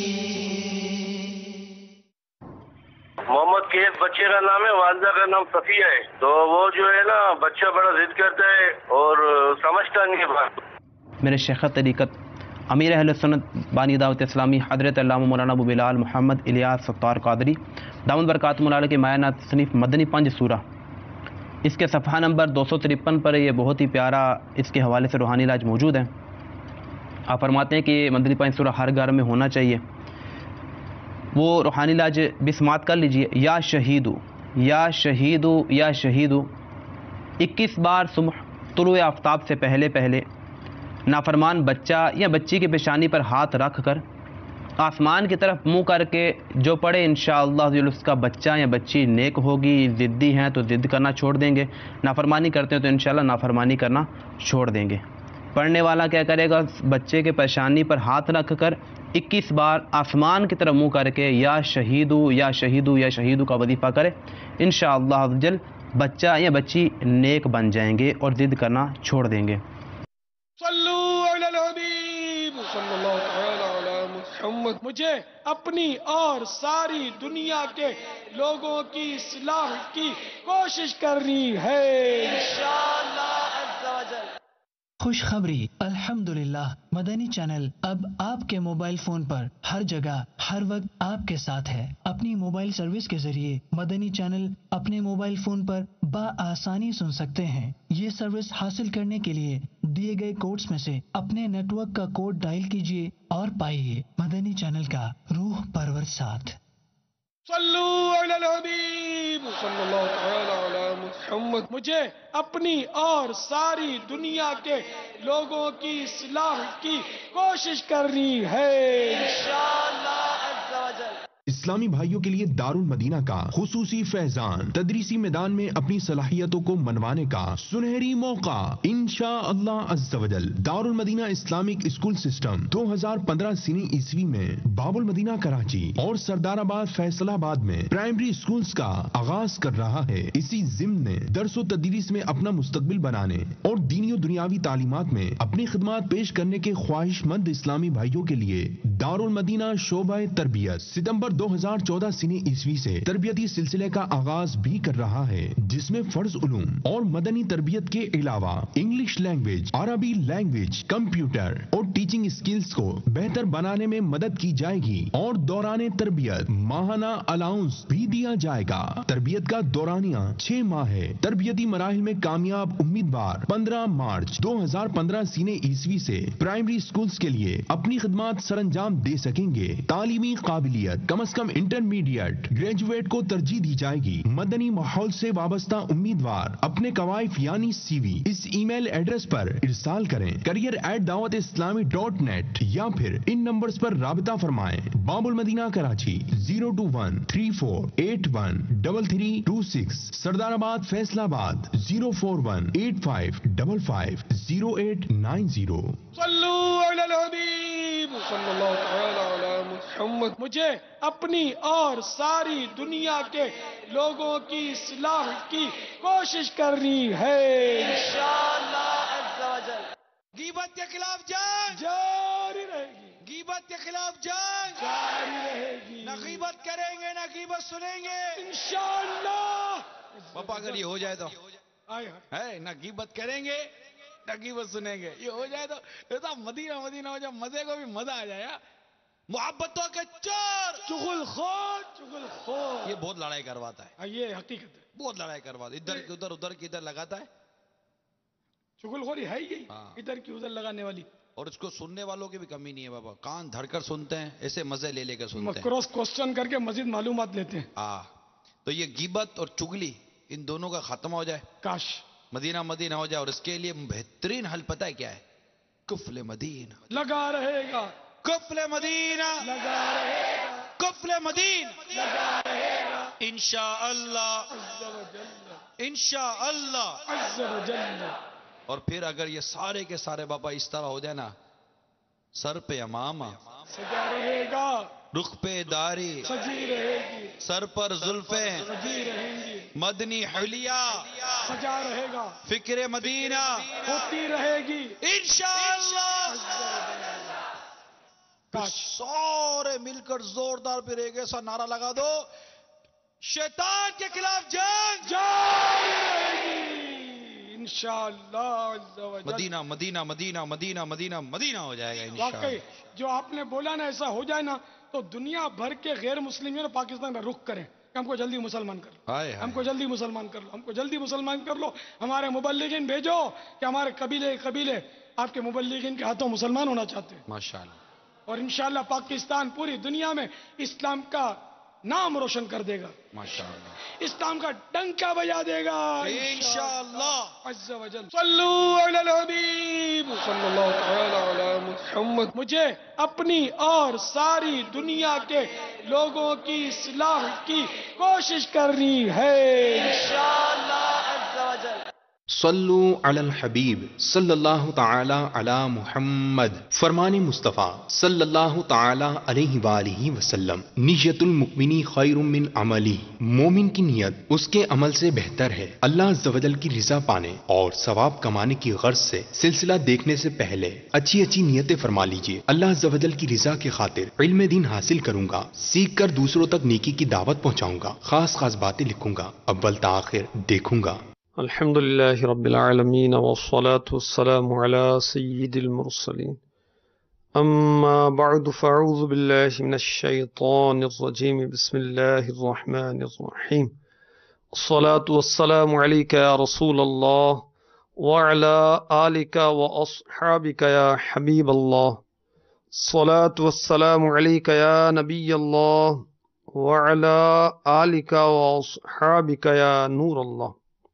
बाहया नौजवान मेरे शेख तरीक़त का बहुत प्यारा रिसाला है। इसमें हया के अहकाम लिखे हैं, दयूस किसे कहते हैं ये भी लिखा है, औरतों की इस्लाह का तरीक़ा भी लिखा है, नफली इबादत से अफजल अमल का भी लिखा है, बदनिगाही से हाफिज़ा कमज़ोर होता है ये भी लिखा है, गंदी जहनीत के असबाब भी लिखे हैं, बुज़ुर्गों की बारगाह में हाज़री का अंदाज भी लिखा है। दुरूद पाक की फजीलत जो सफ़ा नंबर 3 पर है, सुनिए, ईमान ताज़ा कीजिए और कसरत दुरूद की सआदत हासिल कीजिए। अत-तरग़ीब व तरहीब हदीस नंबर 29। हज़रत सैयदना अबू दरदा रज़ियल्लाहु तआला अन्हु से रिवायत है कि जो शख्स सुबह व शाम मुझ पर 10-10 बार दुरूद शरीफ पढ़ेगा, बरोज़े क़ियामत मेरी शफ़ाअत उसे पहुँच कर रहेगी। शफ़ाअत करे हश्र में जो रज़ा की, सिवा तेरे किसको ये कुदरत मिली है, सिवा तेरे किसको ये कुदरत मिली है। सल्लू अलल हबीब सल्लल्लाहु ताला अला मुहम्मद व अला आलिहि व सहबिही व बारक वसल्लम। मदनी चैनल के नाजरीन, अज़वाज अंबिया के वाक़िआत में आज हज़रत सैयदतुना सफूरा रज़ियल्लाहु तआला अन्हा का वाक़या लेकर हाजिर हुआ हूं।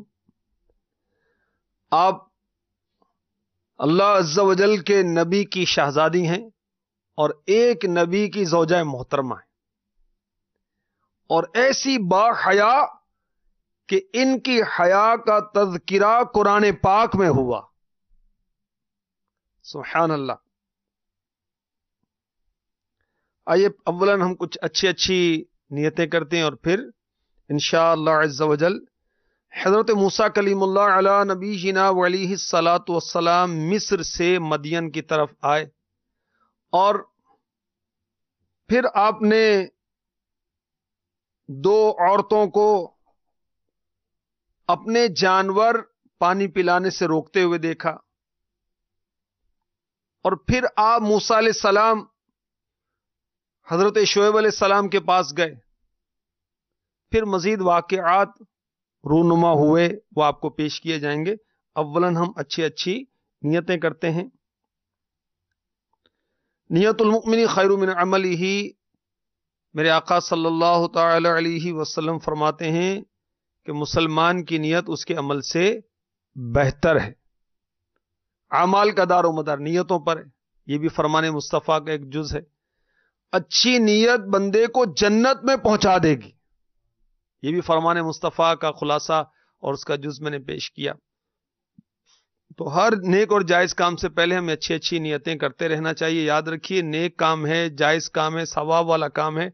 सवाब की नियत नहीं की तो सवाब नहीं मिलेगा, और अगर नेक और जायज काम है और नियतें हम ज्यादा करते हैं तो सवाब भी ज्यादा होगा। ज्यादा से ज्यादा करेंगे तो सवाब भी ज्यादा से ज्यादा, यानी जितनी नियतें ज्यादा करेंगे उसी कदर सवाब बढ़ता चला जाएगा। تو اللہ تبارک و تعالیٰ کی رضا کے لیے اور ثواب حاصل کرنے کے لیے اس سلسلے میں اول تا آخر شرکت کی نیت کیجیے. حسب موقع عز وجل جل جلالہ صلی اللہ تعالی علیہ وسلم استغفر اللہ رضی اللہ تعالی عنہا رضی اللہ تعالی عنہ وغیرہ کہنے کی نیت کر لیجیے. اہم مدنی پھول لکھنے کی نیت کر لیجیے. قرآن پاک پڑھا جائے گا تو اللہ تبارک و تعالی کی رحمت کی امید پر کان لگا کر توجہ سے سننے کی نیت کر لیجئے. جو نیکی کی دعوت دی جائے گی اس پر عمل کرنے کی نیت کر لیجئے اور تک پہنچانے کی نیت کر لیجئے. علم دین کی تعظیم کی خاطر جب تک ممکن ہو دو زانوں بیٹھ کر سننے کی نیت بھی کر لیجئے. حضرت سیدنا موسیٰ کلیم اللہ علی نبی جنا علیہ الصلاۃ والسلام کے لیے جب فرعون نے قتل کا حکم دیا تو آپ نے مصر سے مدین کی طرف سفر اختیار فرمایا. سورہ قصص پارہ 20 ہے، اس کی آیت نمبر 22 سے میں آپ کو پیش کرتا ہوں. ترجمہ کنز الایمان سے اور تفسیر خزائن العرفان سے پیش کی جائے گی. بسم اللہ الرحمن الرحیم. وَلَمَّا تَوَجَّهَ تِلْقَاءَ مَدْيَنَ قَالَ عَسَى رَبِّي أَن يَهْدِيَنِي سَوَاءَ السَّبِيلِ. اور جب مدین کی طرف متوجہ ہوا. تفسیر خزائن العرفان. مدین وہ مقام ہے جہاں حضرت شعیب علیہ الصلاۃ والسلام تشریف رکھتے تھے. اس کو مدین ابن ابراہیم کہتے ہیں. مصر سے یہاں تک 8 روز کی مسافت ہے. یہ شہر فرعون کے حدود قلم رو یعنی سلطنت کی حدود سے باہر تھا. حضرت موسیٰ علیہ السلام نے اس کا رستہ بھی نہ دیکھا تھا، نہ کوئی سواری ساتھ تھی، نہ توشہ، نہ کوئی ہمراہی. راہ میں درختوں کے پتوں اور زمین کے سبزے کے سوا خوراک کی اور کوئی چیز نہ ملتی تھی.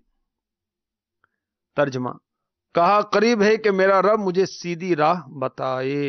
تفسیر چنانچہ اللہ تعالی نے ایک فرشتہ بھیجا جو آپ علیہ الصلاۃ والسلام کو مدین تک لے گیا. وَلَمَّا وَرَدَ مَاءَ مَدْيَنَ وَجَدَ عَلَيْهِ أُمَّةً مِّنَ النَّاسِ يَسْقُونَ وَوَجَدَ مِن دُونِهِمُ امْرَأَتَيْنِ تَذُودَانِ قَالَ مَا خَطْبُكُمَا قَالَتَا لَا نَسْقِي حَتَّى يُصْدِرَ الرِّعَاءُ وَأَبُونَا شَيْخٌ كَبِيرٌ. جب مدین کے پانی پر آیا. تفسیر یعنی کنویں پر جس سے وہاں کے لوگ پانی لیتے اور اپنے جانوروں کو سیراب کرتے تھے. یہ کنواں شہر کے کنارے تھا.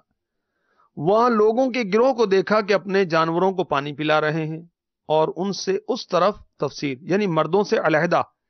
ترجمہ 2 عورتیں دیکھیں کہ اپنے جانوروں کو روک رہی ہیں. تفسیر اس انتظار میں کہ لوگ فارغ ہوں اور کنواں خالی ہو، کیونکہ کنویں کو قوی اور زور آور لوگوں نے گھیر رکھا تھا. ان کے ہجوم میں عورتوں سے ممکن نہ تھا کہ اپنے جانوروں کو پانی پلا سکتیں. ترجمہ موسیٰ نے فرمایا تم دونوں کا کیا حال ہے؟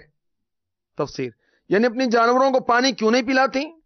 وہ بولی ہم پانی نہیں پلاتے جب تک سب چرواہے پلا کر پھیر نہ لے جائیں. تفسیر کیونکہ نہ ہم مردوں کے انبوہ یعنی ہجوم میں جا سکتے ہیں نہ پانی کھینچ سکتے ہیں. جب یہ لوگ اپنے جانوروں کو پانی پلا کر واپس ہو جاتے ہیں تو حوض میں جو پانی بچ رہتا ہے وہ ہم اپنے جانوروں کو پلا لیتے ہیں. ترجمہ اور ہمارے باپ بہت بوڑھے ہیں. تفسیر ضعیف ہیں، خود یہ کام نہیں کر سکتے، اس لیے جانوروں کو پانی پلانے کی ضرورت ہمیں پیش آئی. جب موسیٰ علیہ السلام نے ان کی باتیں سنی تو آپ کو رقت آئی اور رحم آیا. اور وہیں دوسرا کنواں جو اس کے قریب تھا اور ایک بہت بھاری پتھر اس پر ڈھکا ہوا تھا جس کو بہت سے آدمی مل کر ہٹا سکتے تھے. آپ نے تنہا اس کو ہٹا دیا.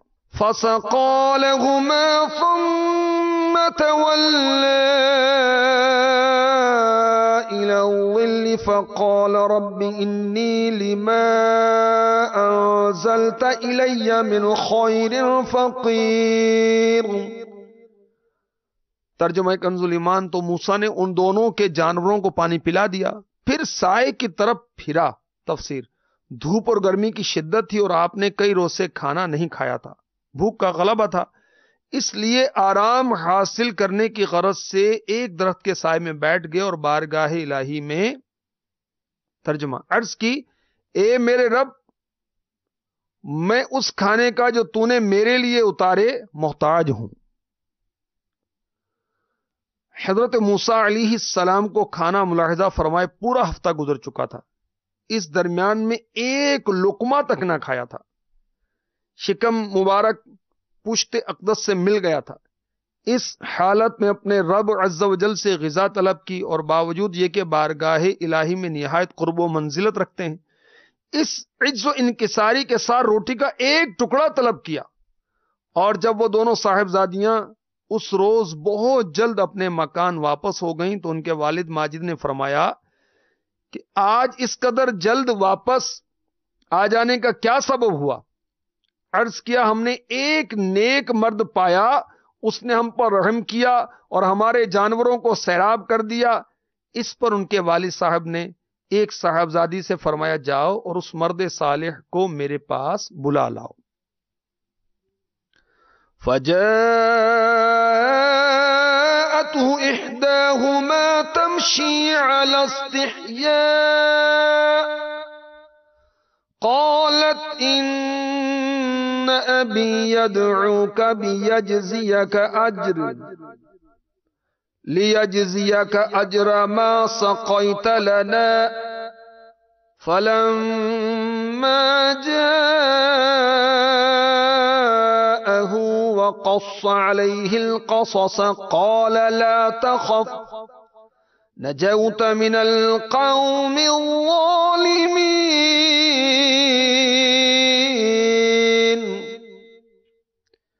تو ان دونوں میں سے ایک اس کے پاس آئی شرم سے چلتی ہوئی. تفسیر.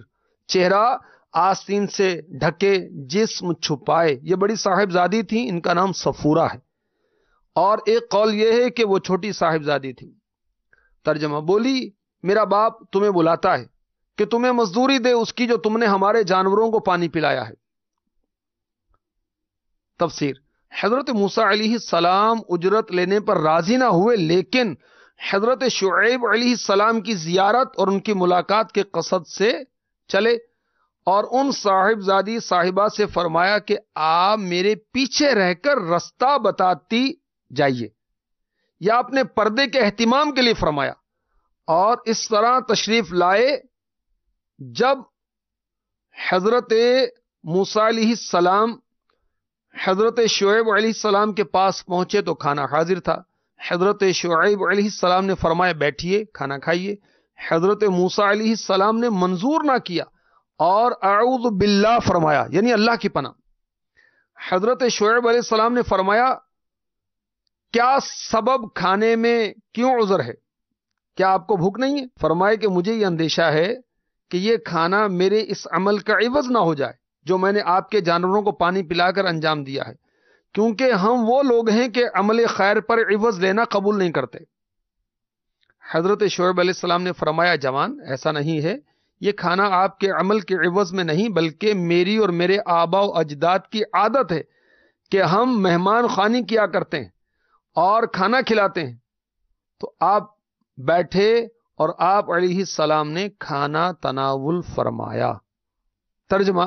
جب موسیٰ اس کے پاس آیا اور اسے باتیں کہہ سنائیں اور تمام واقعات و احوال جو فرعون کے ساتھ گزرے تھے، اپنی ولادت شریف سے لے کر قبطی کے قتل اور فرعونیوں کے آپ کے در پہ جان ہونے تک کے سب حضرت شعیب علیہ السلام سے بیان کر دیے. ترجمہ. اس نے کہا، ڈریے نہیں، آپ بچ گئے ظالموں سے.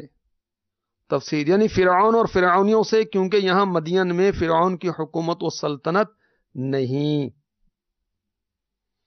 مسائل. اس سے ثابت ہوا کہ ایک شخص کی خبر پر عمل کرنا جائز ہے، خواہ وہ غلام ہو یا عورت ہو، اور یہ بھی ثابت ہوا کہ اجنبیہ کے ساتھ ورع و احتیاط کے ساتھ چلنا جائز ہے. قالت احداهما يا ابت استأجره ان خير من استأجرت القوي الامين. ان میں سے ایک بولی، تفسیر، جو حضرت موسیٰ علیہ السلام کو بلانے کے واسطے بھیجی گئی تھی، بڑی یا چھوٹی، اے میرے باپ ان کو نوکر رکھ لو. تفسیر، یہ ہماری بکریاں چرایا کریں اور یہ کام ہمیں نہ کرنا پڑے. ترجمہ، بے شک بہتر نوکر وہ ہے جو طاقتور امانت دار ہو. تفسیر، حضرت شعیب علیہ السلام نے صاحبزادی سے دریافت کیا کہ تمہیں ان کی قوت و امانت کا کیا علم؟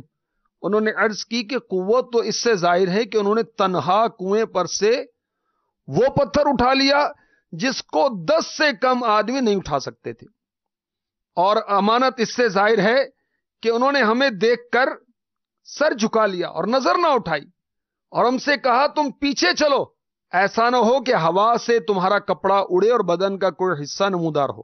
یہ سن کر حضرت شعیب علیہ السلام نے حضرت موسیٰ علیہ السلام سے کہا میں چاہتا ہوں کہ اپنی ان دونوں بیٹیوں میں سے ایک تمہیں بیاہ دوں. تفسیر، یہ وعدہ نکاح کا تھا، الفاظ عقد کے نہ تھے، کیونکہ مسئلہ عقد کے لیے صیغہ ماضی ضروری ہے، مسئلہ، اور ایسے ہی منکوحہ کی تعین بھی ضروری ہے. ترجمہ، اس مہر پر کہ تم 8 برس میری ملازمت کرو. تفسیر، مسئلہ، آزاد مرد کا آزاد عورت سے نکاح کسی دوسرے آزاد شخص کی خدمت کرنے یا بکریاں چرانے کو مہر قرار دے کر جائز ہے. مسئلہ، اور اگر آزاد مرد نے کسی مدت تک عورت کی خدمت کرنے کو یا قرآن کی تعلیم کو مہر قرار دے کر نکاح کیا تو نکاح جائز ہے، اور یہ چیزیں مہر نہ ہو سکیں گی، بلکہ اس صورت میں مہر مثل لازم ہوگا. ترجمہ، پھر اگر پورے 10 برس کر لو تو تمہاری طرف سے ہے.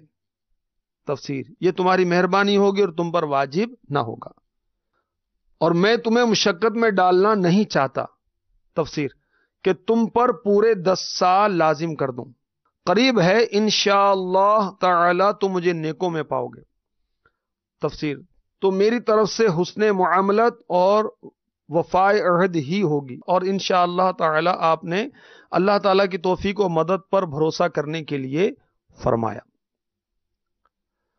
قال ذلك بيني وبينك أيما الأجلين قضيت فلا عدوان علي والله على ما نقول وكيل. موسیٰ نے کہا، یہ میرے اور آپ کے درمیان اقرار ہو چکا، میں ان دونوں میں جو میعاد پوری کر دوں. تفسیر، خواہ 10 برس کی یا 8 برس کی. ترجمہ، تو مجھ پر کوئی مطالبہ نہیں، اور ہمارے اس کہے پر اللہ کا ذمہ ہے. تفسیر، پھر جب آپ کا عقد ہو چکا تو حضرت شعیب علیہ السلام نے اپنی صاحبزادی کو حکم دیا کہ وہ حضرت موسیٰ علیہ السلام کو ایک عصا دیں، عصا یعنی لاٹھی، جس سے وہ بکریوں کی نگہبانی کریں اور درندوں کو دفع کریں. حضرت شعیب علیہ السلام کے پاس انبیاء علیہ السلام کے کئی عصا تھے. صاحبزادی صاحبہ کا ہاتھ حضرت آدم علیہ السلام کے عصا پر پڑا جو آپ جنت سے لائے تھے، اور انبیاء علیہ السلام اس کے وارث ہوتے چلے آئے تھے، اور وہ حضرت شعیب علیہ السلام کو پہنچا تھا. حضرت شعیب علیہ السلام نے یہ عصا حضرت موسیٰ علیہ السلام کو دیا. صلو علی الحبیب صلی اللہ تعالی علی محمد وعلی آلہ وصحبہ وبارک وسلم. میٹھے میٹھے اسلام بھائیوں، اس قرآنی واقعے میں حضرت سیداتنا صفورہ رضی اللہ تعالی عنہا کا ذکر خیر بھی ہے، اور رنگ برنگے مہکے مہکے مدنی پھول بھی بکھرے ہوئے. آئیے انہیں علماء کرام کی مدد سے ہم چلنے کی کوشش کرتے ہیں. حضرت شعیب علیہ السلام کی دونوں شہزادیاں بکریوں کو پانی پلانے کے لیے آئیں، مگر وہ مردوں میں جانے سے، ان کے اختلاط سے بچ رہی تھیں. نور العرفان تفسیر میں حکیم الامت مفسر شہیر حضرت مفتی احمد یار خان نعیمی رحمۃ اللہ تعالی علیہ لکھتے ہیں کہ ان کی شریعت میں پردہ فرض نہ تھا، جیسے شروع اسلام میں ہمارے ہاں بھی فرض نہ تھا. یا ضرورت کی وجہ سے وہ صاحبزادیاں باپردہ کنویں سے پانی بھرنے آئی تھیں. اس سے پتہ لگا اگر عورت ضرورتاً باہر جاوے تو مردوں سے علیحدہ رہے، بھیڑ میں داخل نہ ہو. ان میں سے ایک کا نام صفورہ، دوسری کا نام لیا تھا. حضرت شعیب علیہ السلام کی لڑکیاں تھیں. تو مردوں سے اختلاط نہیں. کاش ہماری اسلامی بہنیں بھی اس سے عبرت حاصل کریں، اور جہاں مردوں کا رش ہو، آج تو بدقسمتی کے ساتھ بازاروں میں بہت رش ہوتا ہے اور مردوں سے زیادہ عورتیں ہوتی، تو ایسی جگہوں پر جانے سے حیا کریں جہاں پر مردوں کا رش ہوتا ہے، مردوں کی بھیڑ ہوتی ہے، مردوں سے اختلاط ہوتا ہے. اور کیسی نادان ہیں وہ بہنیں کہ جو ایسے تعلیمی اداروں میں پڑھتی ہیں جہاں پر مرد عورت اکٹھے پڑھتے ہیں، جس کو کو ایجوکیشن کہتے ہیں، مخلوط تعلیم ہے. یا ایسے دفاتر میں کام کرتی ہیں جہاں مرد بھی کام کرتے ہیں، مردوں کے ساتھ بیٹھ کر کام کرتی ہیں. اللہ ہمیں حیا عطا فرما دے، با حیا بنا دے شعیب علیہ السلام کی دونوں شہزادیوں کے صدقے میں. مدنی چینل کے ناظرین، قبلہ مفتی احمد یار خان نعیمی رحمۃ اللہ تعالی علیہ یہ بھی لکھتے ہیں کہ معلوم ہوا عورت مجبوری کی حالت میں کمائی کرنے یا کام کاج کرنے کے لیے گھر سے باہر نکل سکتی ہے کہ دونوں شہزادیاں حضرت شعیب علی نبی جنا علیہ الصلاۃ والسلام کی بکریوں کو پانی پلانے کے لیے کنویں پر آئی تھیں.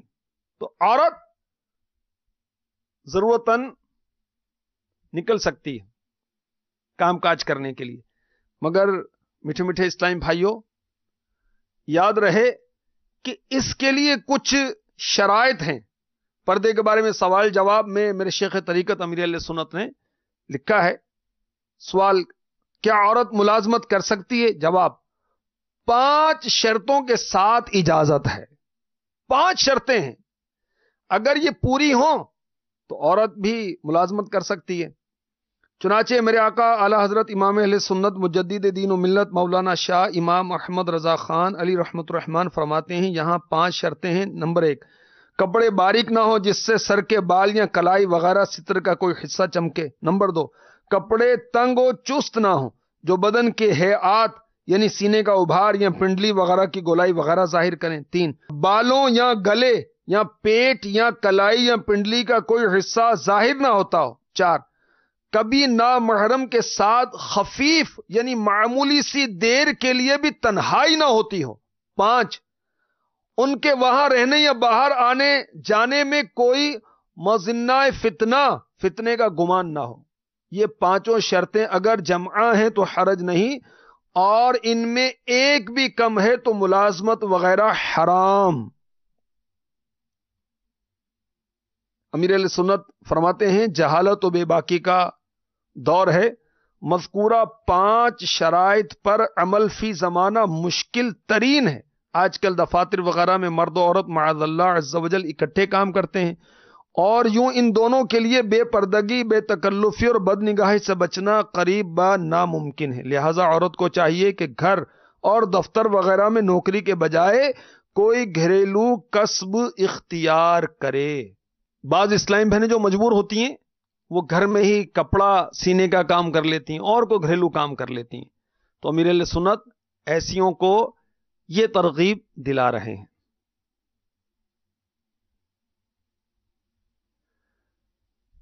تفسیر نور العرفان میں مفتی احمد یار خان نعیمی رحمۃ اللہ تعالی علیہ اس قرآنی واقعے کے تحت ایک مدنی پھول یہ بھی عنایت فرماتے ہیں کہ معلوم ہوا کہ ضرورت کے وقت اجنبی مرد اجنبی عورتوں سے بقدر ضرورت کلام کر سکتا ہے.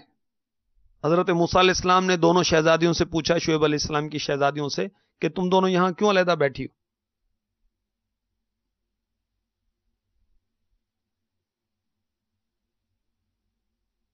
اور پانی کیوں نہیں پلاتی؟ تو اجنبی مرد اجنبی عورتوں سے بقدر ضرورت کلام کر سکتا ہے. نیز لکھتے ہیں نیز پیغمبر ارادہ بد سے معصوم و محفوظ ہوتے ہیں اور نبی کی صاحبزادیاں بھی۔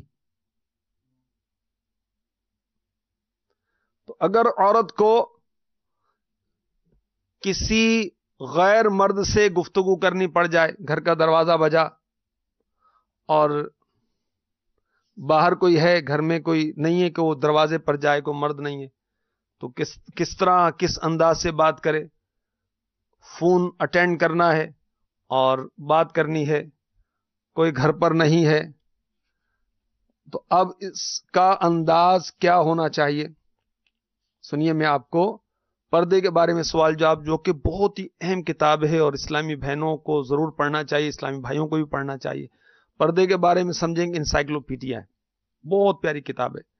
اس کے صفحہ نمبر 90 پر ہے، کیا اسلامی بہن نامحرم پیر یا دیگر لوگوں سے بات کر سکتی ہے؟ جواب، صرف ضرورت کے وقت کر سکتی ہے۔ اس کی صورتیں بیان کرتے ہوئے میرے آقا اعلی حضرت امام اہل سنت مجدد دین و ملت مولانا شاہ امام احمد رضا خان علی رحمت الرحمان فرماتے ہیں، تمام محارم سے گفتگو کر سکتی ہے، اور اگر حاجت ہو اور اندیشہ فتنہ نہ ہو، نہ خلوت یعنی تنہائی ہو، تو پردے کے اندر سے بعض نامحرم سے بھی بات کر سکتی ہے۔ اب امیر اہل سنت لکھتے ہیں کہ پیر صاحب سے ان کی اجازت کے بغیر بات چیت نہ کی جائے، نیز ان کو گفتگو کے لیے مجبور بھی نہ کیا جائے، ہو سکتا ہے کہ ان کے نزدیک گفتگو نہ کرنے ہی میں بہتری ہو۔ تو بلا حاجت وہ غیر مردوں سے بات چیت نہ کی جائے۔ سوال، اسلامی بہن غیر مردوں کے فون وصول کر سکتی ہے یا نہیں؟ جواب، اسی احتیاط کے ساتھ کر سکتی، یعنی آواز نرم نہ ہو، مثلا نرمی کے ساتھ ہیلو ہیلو کہنے کے بجائے روکھے انداز میں پوچھے کون۔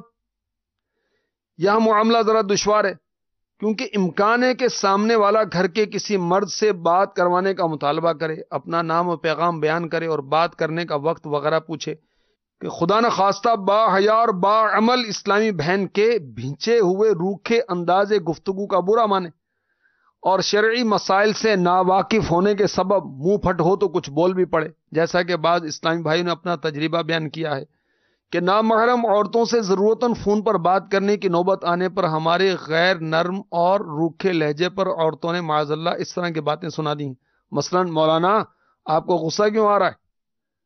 بہرحال عافیت اسی میں معلوم ہوتی ہے کہ آنسرنگ مشین لگا دی جائے اور اس میں مرد کی آواز میں جملہ بھر دیا جائے، پیغام ریکارڈ کروا دیجئے، بعد میں مردوں کے ریکارڈ شدہ پیغامات گھر کے مرد اپنی سہولت سے سن لیا کریں۔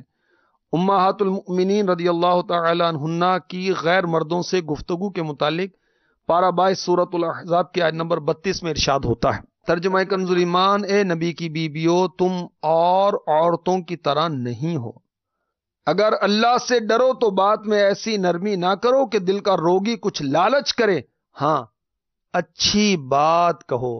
مفتی احمد یار خان نعیمی رحمۃ اللہ تعالی علیہ تفسیر نور العرفان میں فرماتے ہیں، اس سے 3 مسئلے معلوم ہوئے۔ نمبر 1، بوقت ضرورت ان ازواج مطہرات رضی اللہ تعالی عنہن کو مردوں سے گفتگو کرنے کی اجازت تھی۔ نمبر 2، اگرچہ وہ تمام مسلمانوں کی ماں ہیں لیکن پھر بھی انہیں حکم دیا گیا کہ پسے پردہ یعنی پردے کے پیچھے سے گفتگو کریں۔ 3، بات لوچدار اور لہجہ نزاکت والا نہ ہو۔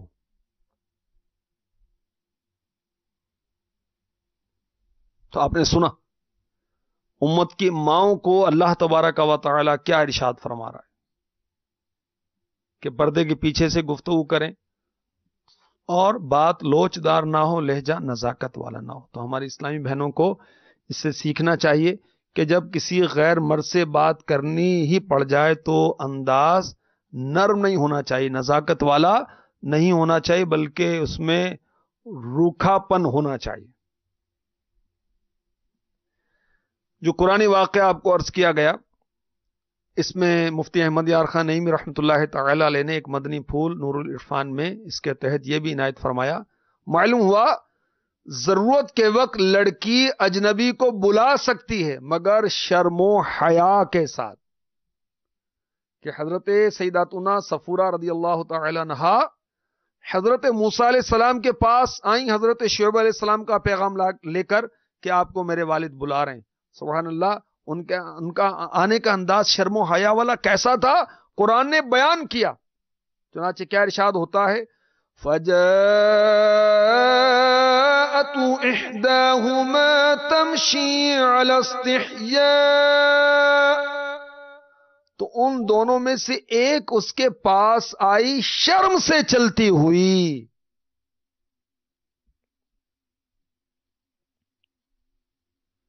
کاش حضرت سیداتنا صفورہ رضی اللہ تعالی عنہا کے صدقے میں ہماری ماں بہنوں کو حیا کی چادر نصیب ہو جائے، شرم و حیا نصیب ہو جائے. میرے ہسبینڈ، میرے شوہر، نہیں، یہ حیا والی بات نہیں ہے. میرے بچوں کے ابو، منسوب مدنی ماحول میں یہ سکھایا جاتا ہے. حیا والا انداز اپنایا جائے، حیا والا لباس پہنا جائے، حیا والی گفتگو کی جائے. کاش نگاہوں کو حیا نصیب ہو جائے، عقل کو، فہم کو حیا نصیب ہو جائے، زبان کو حیا نصیب ہو جائے، کانوں کو حیا نصیب ہو جائے، دل و دماغ کو حیا نصیب ہو جائے، ہاتھوں کو حیا نصیب ہو جائے، صحیح معنوں میں ہم باحیا ہو جائیں. ایک اعرابی نے کہا، عرب کے دیہاتی کو اعرابی کہتے ہیں، انسان ہمیشہ باعزت رہتا ہے جب تک اس میں شرم و حیا ہو. ٹہنی اس وقت تک بارونق رہتی جب تک اس پر پتے ہوں. اب ٹہنی میں پتے نہ ہو تو وہ کیسی ٹہنی ہے؟ خالی لکڑی عجیب سے لگتی ہے، بے رونق لگتی ہے. اسی طرح وہ شخص جس کے اندر شرم و حیا نہیں ہے بے رونق ہے وہ. اور علامہ بغوی علیہ رحمۃ اللہ علیہ بھی فرماتے ہیں کہ حضرت عمر بن خطاب رضی اللہ تعالی عنہ نے فرمایا وہ عورت یعنی حضرت سیداتنا صفورہ رضی اللہ تعالی عنہا ان جری خواتین میں سے نہ تھیں کہ مردوں کے پاس بے باک چلی جاتی، بلکہ وہ تو آپ علیہ السلام کے پاس اس طرح چھپتے چھپاتے ہوئے آئیں کہ اپنی قمیص کی آستین اپنے چہرے پر رکھی ہوئی تھی، حیا کے ساتھ آئیں. اور تفسیر میں لکھا ہے کہ حضرت سیداتنا صفورہ رضی اللہ تعالی عنہا کے شرم و حیا سے معمور آنے کے انداز کو قرآن نے خصوصیت کے ساتھ بیان کیا تاکہ اس امت کی بچیاں سبق حاصل کریں. تو شرم و حیا مدنی چینل کے ناظرین ایمان کا رکن اعلی ہے. اگر لوگوں سے حیا کی جائے تو دنیاوی برائیوں سے نجات ملے گی، اور دین والوں سے حیا کی جائے تو دینی برائیاں جو ہیں وہ دور ہوں گی.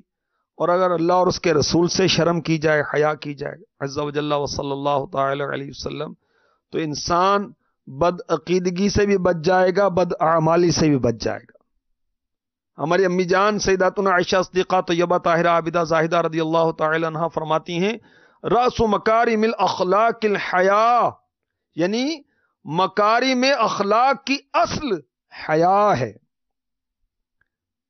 حضرت سیدنا علامہ محمد عبد الرؤوف مناوی رحمۃ اللہ علیہ فرماتے ہیں ان سب کی اصل حیا اس لیے ہے کہ روح کا نفسانی خواہشات سے بچنے کا جذبہ یہ ہے حیا. تو اللہ تبارک و تعالی سیداتنا صفورہ رضی اللہ تعالی عنہا حضرت سیدنا موسیٰ کلیم اللہ علی نبینا وعلیہ الصلاۃ والسلام کی زوجہ محترمہ حضرت شعیب علی نبینا وعلیہ الصلاۃ والسلام کی شہزادی کے صدقے میں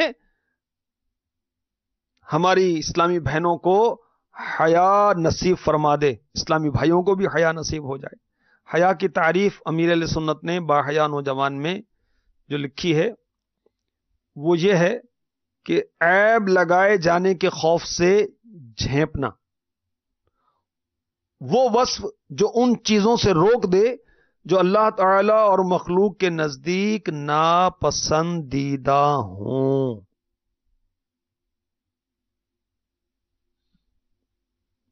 تو مخلوق سے بھی حیا ہونی چاہیے، خالق سے بھی حیا ہونی چاہیے. اگر یاد رکھیں حیا وہ ہے جو گناہوں سے روک دے، جو نیکی کے کاموں سے روک دے وہ حیا نہیں، اس کو جھجک کہیں، ہیزیٹیشن کہیں، کچھ کہیں. مدنی چینل کے ناظرین، حضرت سیداتنا صفورہ رضی اللہ تعالی عنہا اس واقعے میں اور بھی بہت پیارے پیارے مدنی پھول ہیں. چنانچہ